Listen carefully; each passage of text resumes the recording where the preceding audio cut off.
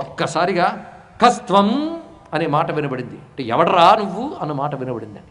కస్త్వం కేన చ కార్యేణ ఇహ ప్రాప్తో వనాలయ కథయస్వేహయత్తత్వం యావత్ ప్రాణాధరంతితే. నీ ప్రాణాలు పోకముందే చెప్పు, ఎవడరా నువ్వు, ఎక్కడి నుంచి వచ్చావు అన్న మాట వినబడింది.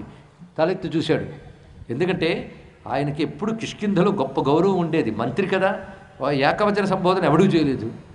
అలాంటి వాడికి ఒకసారి ఎవడరా అంటే ఎంత పౌరుషం వస్తుందండి. ఇక్కడ తలెత్తి చూశాడు. ఇక్కడ కానీ అనువుగాని చోట అధికులమనరాదు, ఇది కూడా తెలుసుకోవాలి. ఊరు పేరు తెలియనటువంటి చోట ఏం చేస్తాడైనా, అలాగని చేతకాని వాళ్ళు ఊరుకుంటాడా? ఎప్పుడు ఎక్కడ ఎలా ప్రవర్తించాలో అలా చూడాలి. అన్ని చోట్ల నా బలవండి అని చూపించకూడదు, ఇది తెలియాలి. ఇక్కడ హనుమంతుడి దగ్గర నేర్చుకోవాలండి. కాస్త ఒక దగ్గర తగ్గినంత మాత్రాన మనకేదో అహంకారం పోయిందని గిలగిల్ల ఆడక్కర్లేదు. ఎక్కడ ఎలా ప్రవర్తించాలో హనుమ దగ్గర నేర్చుకోవాలి. ఆవిడ్ని చూసి ఎవరమ్మా నువ్వు అన్నాడు. ఇక్కడ నేనా, ఈ లంకానగర అధిదేవతనే అంది. ఒక నగరానికి ఒక పట్టణానికి కూడా దేవతలు అంటారు. వీటిని మనం గ్రామదేవత నగర దేవత అని చెప్తాం. ఈ లంకానగర అధిదేవతని నేను. నా అనుమతి లేనిది నువ్వు లోపలికి వెళ్ళలేవు సుమా. నేను చాలా సూక్ష్మంగా పరిశీలిస్తూ ఉన్నాను. నన్ను పాలించే రావణుడికి దెబ్బతీసే ఇతరులు ఎవరు లోపలికి వెళ్ళినా నేను పట్టేస్తాను వాళ్ళని. అందుకు నేను పట్టాను, నువ్వు వెళ్ళడానికి వీలు లేదు అంటే, ఏం లేదమ్మా, నేను కేవలం ఈ లంక ఎంత అందంగా ఉందో చూద్దామని వచ్చాను. చాలా విన్నాను దీని గురించి. ద్రక్ష్యామి నగరీం లంకాం సట్టప్రాకార తోరణాం వనాన్యుపవనాని లంకాయా కాననాని చ సర్వతో గృహముఖ్యాని ద్రష్టుమాగమనం హిమే. లంక గురించి చాలా గొప్పగా విన్నానమ్మా, అత్యద్భుతమైన నగరం అని, మంచి తోటలు ఉన్నాయని. ఇవన్నీ కాస్త చూసి వెళ్ళిపోదామని వచ్చాను, టూరిస్ట్లా వచ్చాను అంతే. ఇక్కడ చూసి వెళ్ళిపోదామని వచ్చానమ్మా అంటే, ఓ దుర్బుద్ధి, నువ్వు లోపలికి ప్రవేశించలేవు సుమా అన్నది. ఇక్కడ వెంటనే ఎందుకు అంటే, చూడ్డానికి వీలు లేదండి అంటే, అంతటి రాజధాని మరి ఎవ్వరు చూడకయున్న గొప్ప ఏమంతగా కట్టుకోవలేను అన్నాడు. ఇక్కడ ఎవరు చూడని దానికి ఎందుకు అంత కట్టుకోవడం అన్నాడు నేను. ఇక్కడ వెంటనే కోపంగా చూసిందంటే, రెప్పలల్లార్చి చూస్తున్నట్ట. ఆ రెప్పలల్లార్చి చూడ్డానికి విశ్వనాథ వారు ఎంత గొప్పగా చెప్తున్నారు. పొయిట్రీ అండి. అరటి పూబొమ్మలకు పైని దొరలువోని డిప్పలైనట్టి వగు కను రెప్పలార్చే.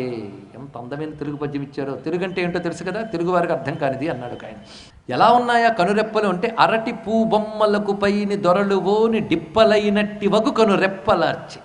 అరటి పువ్వు చూస్తారు కదా, ఒక్కొక్క డిప్ప తీస్తూ ఉంటే డిప్పలు ఎలా ఉంటాయో అలా ఉన్నాయట కనురెప్పలు. అంటే ఎరుపు పసుపు రంగుతూ ఉన్నాయి ఆంజనేయ స్వామి. అలా చూసేట అక్కడ ఆ దృశ్యం అలా ఇస్తున్నాడంటే. ఇక్కడ రెప్పలార్చి చూడండి, దాన్ని కట్టుకోవడం ఎందుకన్నాడు. వెంటనే మితిమీరిపోతుంది కూతి అని చెప్పి, తతస్స కపిశార్దూలం, వెంటనే చేసిన పని ఏమిటయ్యా అంటే, తలేన వానర శ్రేష్టం తాడయామాస వేగిత. ఒక పెద్ద అరుపు అరిచి అరచేత్తొక్కడు కొట్టింది హనుమంతుని. ఏదో పిల్లిలా కనబడుతున్నాడని చెప్పి తక్కువ అనుకుంటుందా. అప్పుడు ఆంజనేయ స్వామి వారు ఒక్కసారి ననాద సుమహానాదం వీర్యవాన్ పవనాత్మజ, ఒక సింహంలా గర్జన చేసి తన ఎడమ పిడికిలు బిగించాడు. పిడికిలు ఎలా బిగించాడు బొమ్మ కట్టేలా చెప్తున్నాడు వాల్మీకి. తత సంవర్తయామాస వామహస్తస్య సౌంగుళీ ముష్టినా విజిగానైనాం హనుమాన్ క్రోధమూర్ఛిత. మహాకోపంతో హనుమ ఎడమ చేతి పిడికిల్ని బిగించి ఒక్కడు కొట్టాడు. జాలిగా అన్నాడు. ఎందుకంటే గట్టిగా కొడితే చస్తుంది, అందుకే చచ్చిపోకుండా కొట్టేట ఆయన. ఇక్కడ స్త్రీ చేతి మన్యమానేన నాతి క్రోధ స్వయం కృత. అయ్యో పాపం ఆడకూతురు దెబ్బతింటుందని చెప్పి అలా గుద్దాడంతే. వెంటనే దభీమని కింద పడింది ఆమె. కింద పడి ఒక్కసారి లేచి నమస్కారం చేసి, ప్రసీద సుమహాబాహో త్రాయస్వ హరిసత్తమా, రెండు చేతులు ఎత్తి నమస్కారం చేసి, స్వామి అనుగ్రహించు, రక్షించు. నాకు బ్రహ్మగారు ఒక మాట చెప్పారు, నాకు ఈ రాక్షస పాలన ఎంతకాలం అని అడిగితే, ఒక వానరుడు వచ్చి నేను దెబ్బతీస్తాడు, అప్పుడు ఆ రాక్షస పాలన అంతమైనట్టే అని తెలుసుకోని చెప్పాడు. ఆ మంచి రోజు ఇవాళ వచ్చింది, చాలా సంతోషం అంటూ, ప్రసీద సుమహాబాహో త్రాయస్వ హరిసత్తమ. అందరికీ పనికొచ్చి ఒక మహామంత్రం ఇక్కడ ఉన్నది. ఈ వాక్యం రామాయణంలో ఉన్నది. చిత్రం ఏంటంటే, హనుమన్ మంత్రశాస్త్రంలో ప్రతివారికి పనికొచ్చే మంత్రాలు కొన్ని ఉన్నాయి. బీజాక్షరాలతో ఇవి ఉన్నవి, గురూపదేశంతో తీసుకునేవి కొన్ని ఉన్నాయి. అలా కాకుండా తెలుసుకుని చేసుకోదగ్గ మంత్రాలు కొన్ని ఉన్నాయి. మానసిక రోగాలు పోవడానికి, మనస్సుకుండా దుఃఖం పోవడానికి ఒక మంత్రం ఉంది, హనుమన్ మంత్రం. ఆ మంత్రంలో మొత్తం 2 వాక్యాలు ఉంటాయి. రెండవ వాక్యం ఇది, ప్రసీద సుమహాబాహో త్రాయస్వ హరిసత్తమ. దీన్ని బట్టి సుందరకాండలో హనుమన్ మంత్రాలు ఎలా ఉంటాయో చూడండి. ఇక్కడ కథలా వినడం కాకుండా శ్రద్ధగా వింటే ఇది తెలుస్తున్నది. ఇక్కడ మొట్టమొదటి వాక్యం దీనిలో మంత్రంలో ఏముందో తెలుసుకుంటే, సంజీవ పర్వతోద్ధార మనోదుఃఖ నివారయ ప్రసీద సుమహాబాహో త్రాయస్వ హరిసత్తమ. ఇది అక్కడ కలుస్తుంది. సంజీవ పర్వతోద్ధార మనో దుఃఖం నివారయ ప్రసీద సుమహాబాహో త్రాయస్వ హరిసత్తమా. ఈ ప్రసీద సుమహాబాహో మాట దేవతను ఉద్దేశించే భక్తుడు అన్నట్టే ఉంటుంది చూడండి. ప్రసీద సుమహాబాహో, ఓ మహాబాహు హనుమా, నా పట్ల నువ్వు ప్రసన్నుడివి కా, అనుగ్రహించు. త్రాయస్వ, నన్ను రక్షించు. హరిసత్తమ, ఓ వానర శ్రేష్ఠ. ఇది నిజంగా లంకిణి అంది అన్న మాట మనం మర్చిపోతే మనము కూడా అనుకోవచ్చు. ప్రసీద సుమహాబాహో త్రాయస్వ హరిసత్తమ, ఓ హనుమా, నా ఎడల ప్రసన్నుడవై నన్ను రక్షించు. ఎప్పుడైతే ఆ మాట అన్నదో వెంటనే అనుగ్రహించాడు. అప్పుడు హనుమకు నమస్కారం చేసి, స్వామి నిన్నాపేవాడెవడయ్యా, యదృచ్ఛయాత్వం జనకాత్మజాం సతీం విమార్గ సర్వత్ర గతో యథాసుఖం ప్రవిశ్య శాపోపహతాం హరీశ్వర.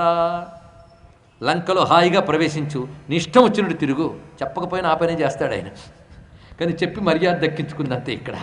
అప్పుడు హనుమ ఎడమ పాదం పెట్టి లోపలికి వెళుతున్నాడు అన్నారు. ఇది చాలా తెలుసుకోవాలండి ఇక్కడ. అద్వారేణ, ముఖద్వారంలోంచి వెళ్లకుండా వేరేగా వెళుతున్నాడు ఆయన.